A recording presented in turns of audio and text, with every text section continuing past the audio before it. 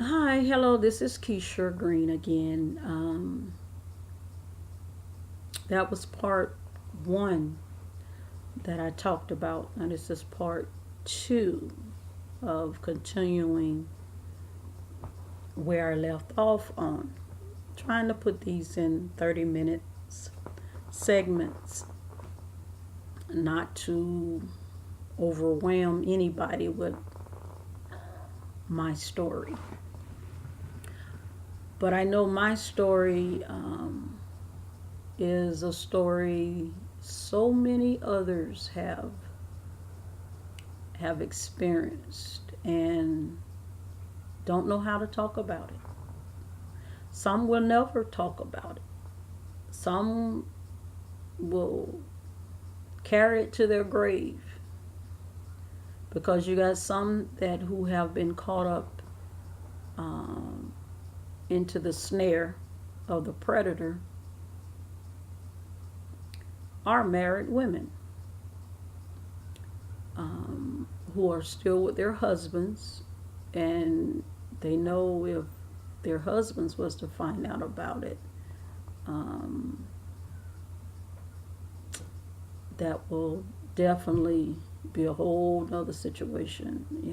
And many people that I have talked to, as far as the women who heard about my story, thank me for coming out and letting it be known what is going on and what is happening. That it's not just an isolated situation. It's not just a um, I've fallen this one time and please forgive me, or as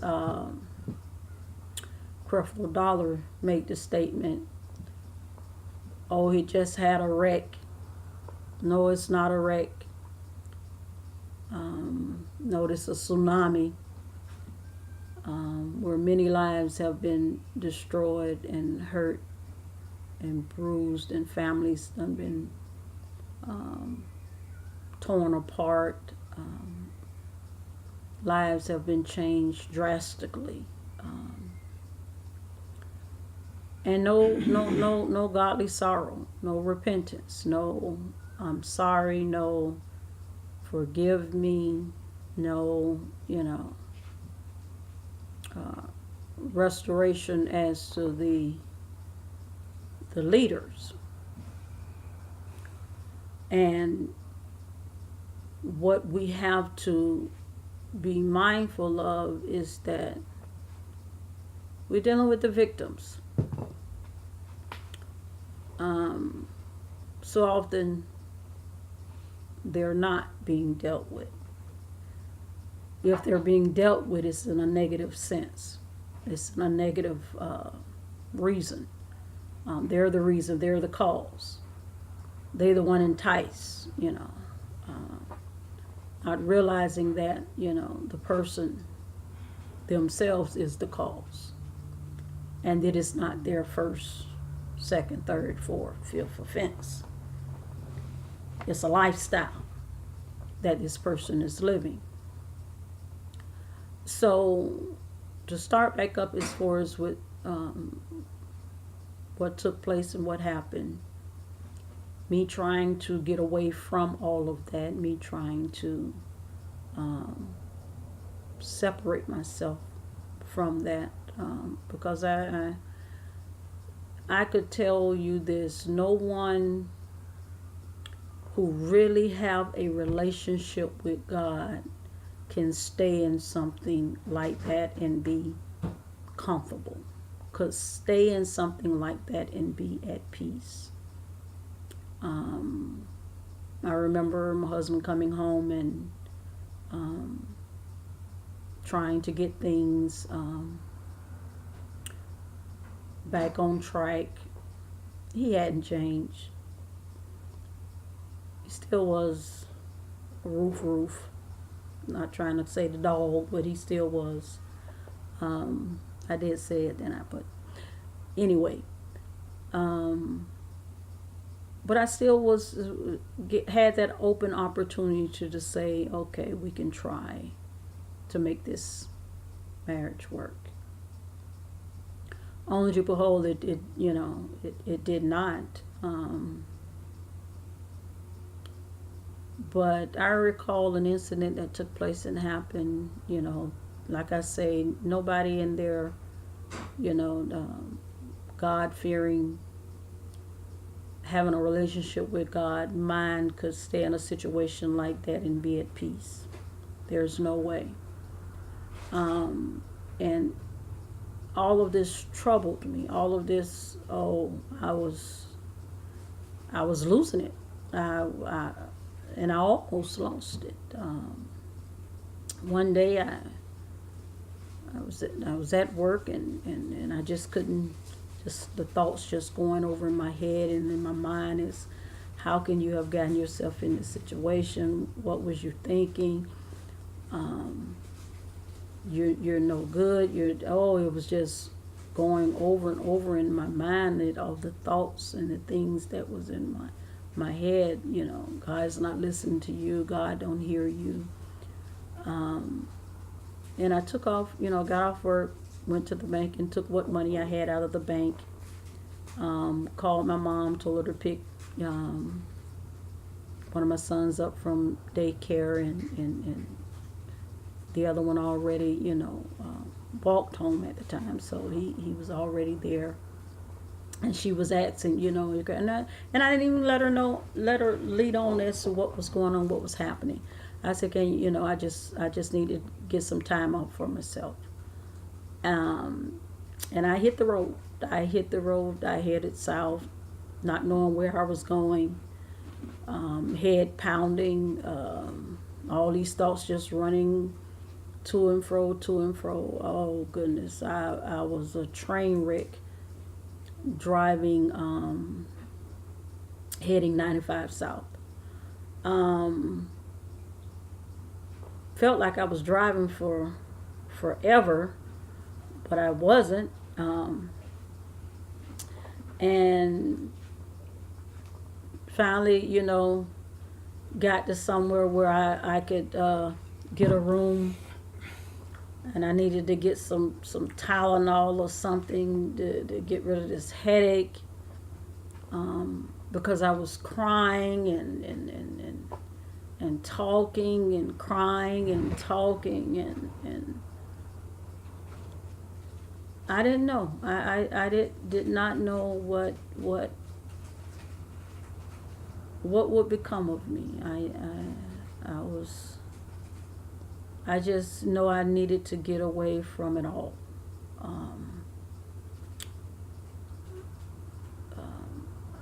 Finally,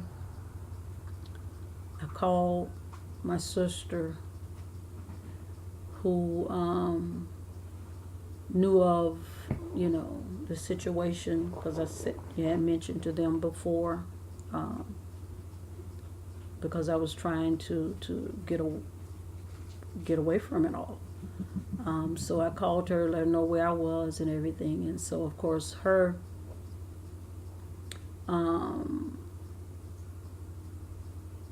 not knowing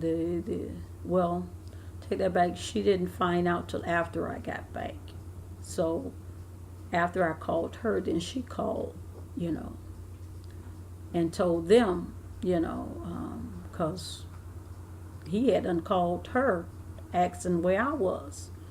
Got this call. She said she, was getting out of town, getting away and leaving everything. And so when I talked to her, she was, letting me know, Pastor all upset, saying that you called him, talking, saying all kind of stuff. And he ride around town trying to find you. Where are you? Da, da, da, da. So she gave them, Pastor and his wife, the number where I was at, and they called me, asking how I was doing and was I okay, and if I needed anything, the normal conversation, asking, my welfare. So, after I got off the phone with them, and it was really just sitting there in the hotel room, just pondering things. And what clicked was when I thought about my boys. You know, what if something happened to you? Then what? The boys need their mom. You need to be strong for the boys. And I'm like, I can't be strong for nobody at this point, you know. But that clicked because I was, you know, really at that point of letting it all go. Like I said, didn't know where I was going, what was going to happen. Did suicide come to mind? I'm sure it did. Like I say, my thoughts was running so rapid at the time. I didn't know what was going to happen. But when I realized it's that, what are you doing to your boys? What are you doing to your boys? Your boys need you. You know, their father is out in the street and everything, doing whatever he think he big and bad enough to do. They need you. And that's what brought me back, thinking of my babies. And that's what I started clinging to. Because I still was at this time of, you know, God is not going to hear me. God is not there. God has turned a deaf ear to me after I've done such horrible things. After I've, you know, messed with his manservant. You know, I was beating myself up so bad that it was all my fault. It was, you know, how could I allow this?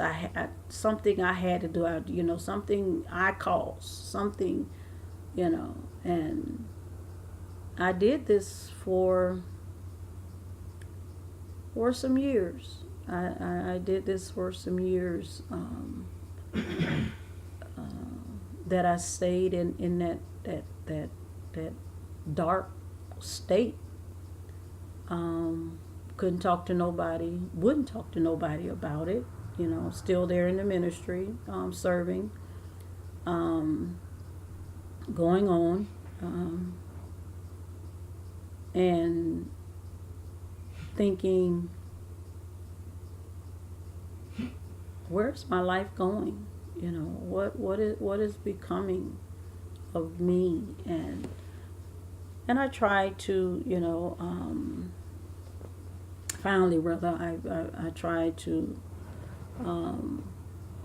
have a relationship with someone, but having all that baggage, having all those emotional luggages that I was carrying, all the secrets, all the what ifs that was going on,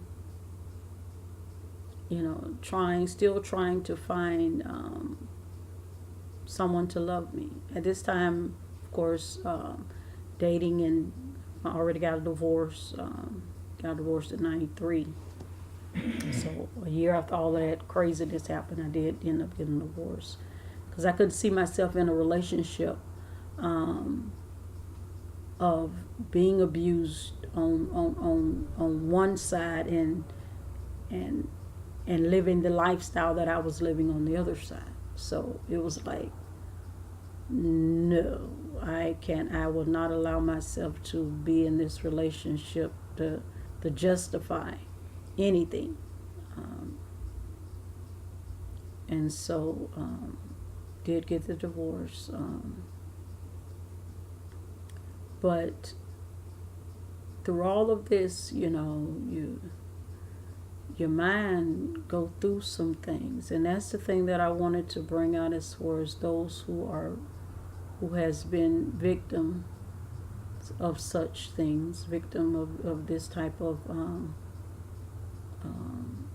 predator type snare. the things your mind go through. You got some people that leave the church and don't come back. You got some people blame God. You got some people don't trust no leader anymore. That they'll never step another foot in the church anymore.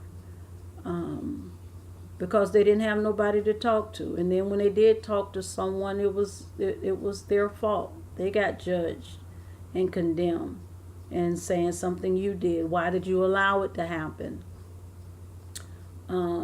So now, the individuals shut down and don't want to talk to nobody. They don't feel that they can talk to anybody that's mature enough to understand where they're coming from and understanding their hurt and their pain and their struggles of dealing with such thing that has happened and has occurred. And the predator is being praised and uplifted and continues on to the next victim. Because to them, it never happened. To them, those are lies. To them, all the good that I've done, all the good that I've shown, and this what I get. So you have the predator's cheerleader team,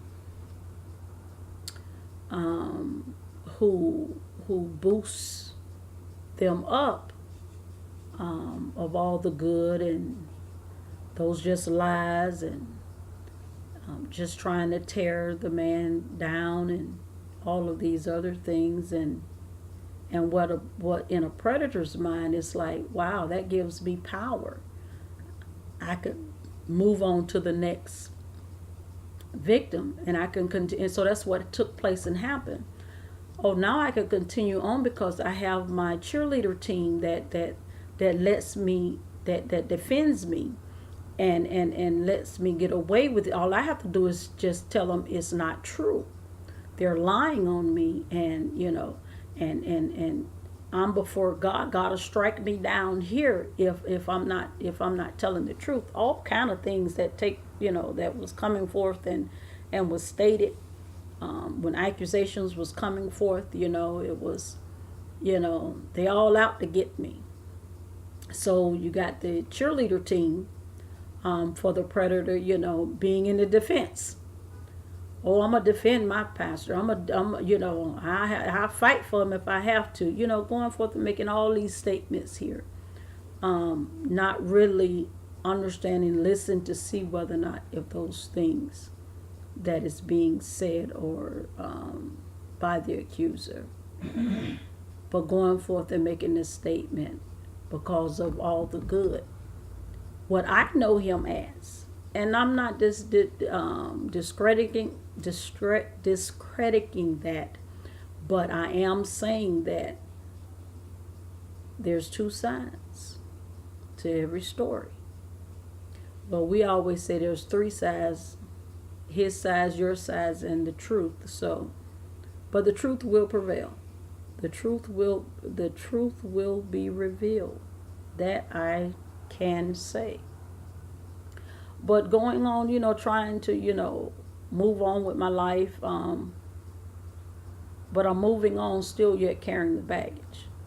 I haven't unloaded any of the baggage. So, going from a relationship to a relationship. And it wasn't like many relationships, I'm probably talking about in the span, probably 2 relationships, trying to move on, but still yet, so much damage mentally on the inside, that it couldn't go on till I was actually freed in my spirit. Being able to say no in my flesh, to not let it happen again or anymore, but still yet my spirit was bound. My spirit, my mind, it was just tore up from me really beating myself up, because that was the thing that really held the baggage on for so long is me beating myself up.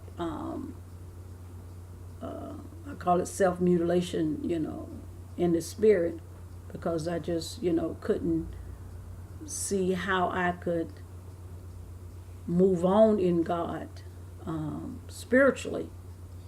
Like I say, very faithful going to church. We had a lot of services, things going on during the week, and served faithfully still yet, and even to this day, I encourage anybody that's going through and have fallen away or fallen by the wayside, or gotten into situations, that they're unable at this point to get out of. Don't stop coming to church. God will, deliver. When you crying out to Him, He will deliver. And lo and behold, even though, I wouldn't do a system mechanical prayer as to, but inwardly my spirit man was crying out. I needed help. Inwardly my spirit man was the groanings, the tears. That's why I know that God was hearing all of that was going on, because outwardly for me to pray, I wouldn't. On my own, I wouldn't. Yes, I'll be in prayer, for church or what have you. But as far as me, in my private praying to God, I wouldn't do that in an audible voice. But inwardly, my inner man was crying out. My inner man was needing help, asking God to give me restoration. Asking God to, I don't know how many times I asked God for forgiveness, knowing that He had already forgiven me when I asked the first time. But it just seemed like I needed forgiveness every time the thought came to my head of what I had did or what I had allowed to happen. And so, it was like until it clicked that I've forgiven you, forgive yourself, I held on to that ain't no way God could forgive me for this, being in a relationship, with a pastor. Oh no, ain't no way God can forgive me for this here. So, that was the struggle that I had mentally, and still yet being me, being the funny, the comical Keisha, had to have everybody laughing. You could never be in my presence and not smile, not laugh, but I would go home and cry. I would go home and bleed, in the sense of I encourage, I motivate others, but I don't have nobody to talk to. I don't know how I have nobody to give me understanding. So, I had to come to realization that, God was my helper. He was my keeper. And my husband passing by the camera, that's Elder Green, you guys. But in all, God was able to give me,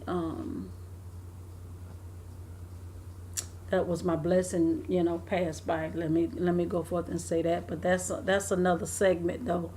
How restoration did finally happen, and the blessing of the Lord maketh rich and addeth no sorrow, and He's definitely truly a blessing in my life. But I had to go through that process of being able to forgive myself, and that's what I want to let the victims, know that you got to forgive yourself. You this thing that was done to you, that had happened to you at a vulnerable state in your life, and and you feel that it was your fault. You feel that You could have done something, about it. You can't dwell on that.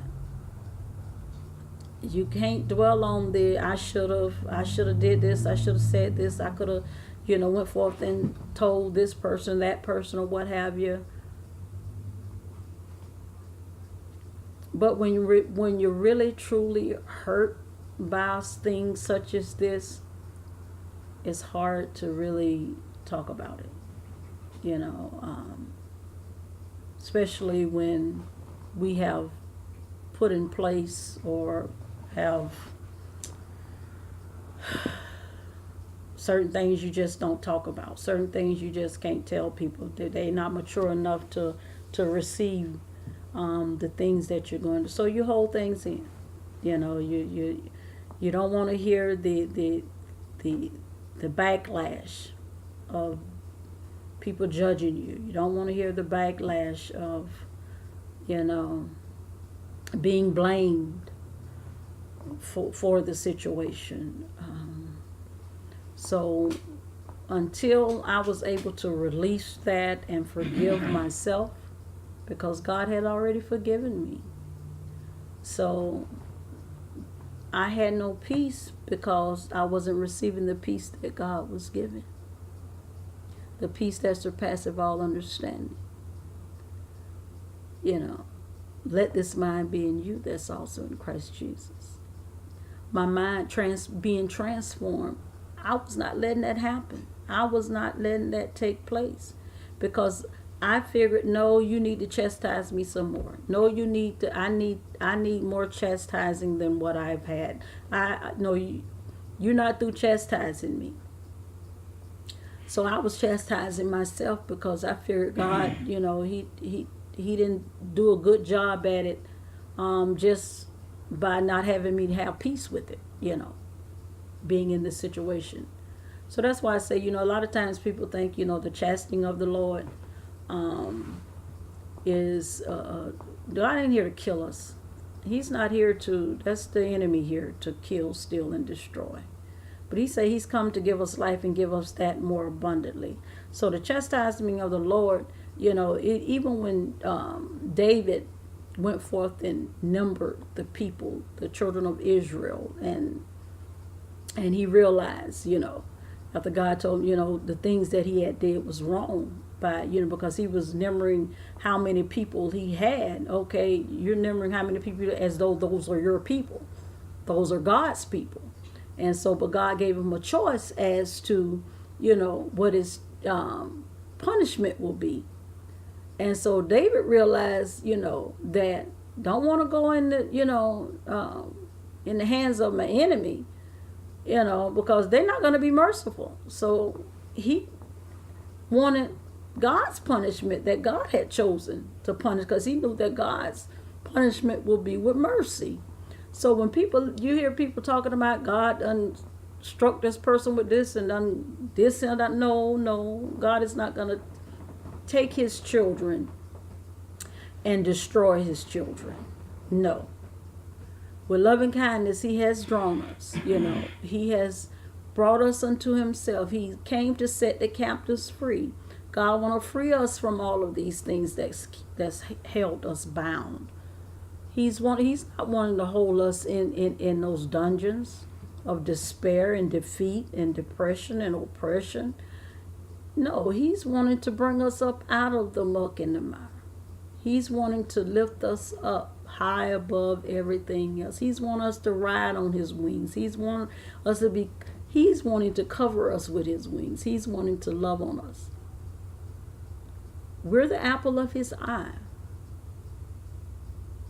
We cry out, create in me a clean heart and renew a right spirit within us. We have to know these things, that God has came, and he came to give us the life more abundantly, and that peace that surpasses all understanding. And he will keep our hearts and our minds in perfect when it's stayed on him. So when we're actually dwelling in him, living in him, he covers us. Yes, many are the afflictions of the righteous, but God to deliver us out of them all. He will not leave us in the same state that he found us.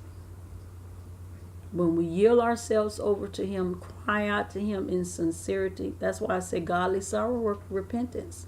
So these individuals that's going forth and trying to justify what they're doing, and wanting mercy and wanting God's deliverance, people's love and kindness and everything, and they're not forsaking what they're doing. They're not turning away, fully repenting. They just moving on to the next person. Oh, okay, I've gotten through that one, so let me, move on. That God mercy is not muddy, nor is His grace greasy. God's mercy is not muddy, nor is His grace greasy. So we cannot continue to go forth and say, that I can continue on in the things that I'm doing and receive the grace and mercy of God. God forbid. Shall we continue in sin? No. No. There must be a turning away. There must be a renewal, transforming of our mind. There must be a dying out. We must die daily, a dying out of self, a dying out of flesh. Because flesh desire these things. Flesh want these things. And that's, and that's the thing that what was really tearing me up inside, because, you think about the things that I wanted: love. I wanted companionship.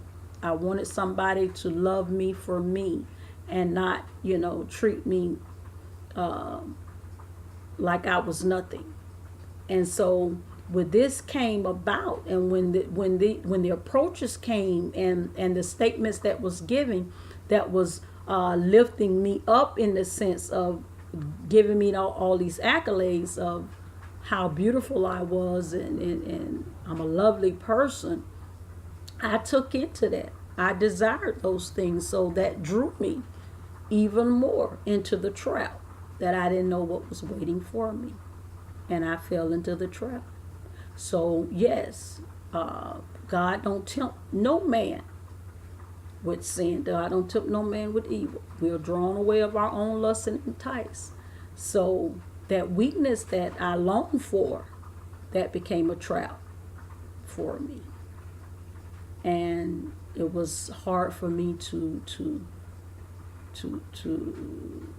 forgive myself for falling into that trap, not realizing the person that I fell in the trap with set the trap. But to God be the glory. I thank God. Like I said, that was in 92, but it took some years for me to be released from the bondage I had myself in afterwards.